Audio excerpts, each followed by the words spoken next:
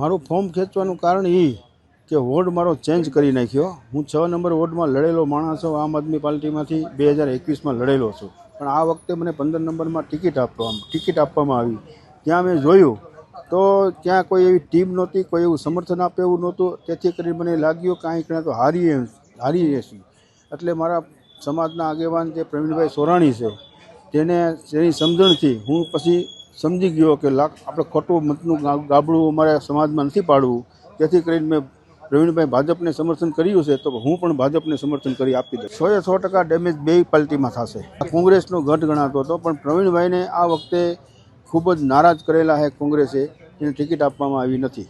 બસ એના માટે કહેવાનું તો એ છે કે જ્યારે ફોર્મ ભર્યું ત્યારે મને નહોતી ખબર કે આવા સારા કાર્યકર્તાને બીજેપીમાંથી ફોર્મ મળશે. અને કોર્પોરેટર નિલેશભાઈને જ્યારે જાહેર કર્યા ત્યારે મને ખબર પડી કે માસુબેન, એમના મમ્મીનું નામ માસુબેન છે, તેણે પણ પહેલાં સારા કામ કરેલા છે સોસાયટી માટેનું વોર્ડમાં. તો મારી પાસે તો એકચ્યુઅલી ટાઈમ પણ નથી અને આ મારું કામ પણ નથી. બરોબર, 17.5 વર્ષ મેં દેશની સેવા કરી, પણ મારી સોસાયટીમાં સારા કામ ન થવાના કારણે મારે આ ભરવું પડ્યું હતું અને એ હું આજે પરંત ખેંચું છું. વડીલ આમાં તો મોદી સાહેબ અને બીજેપી ધારે તો શું ન કરી શકે. ગઢ તો કાંઈ ન કહેવાય વડીલ.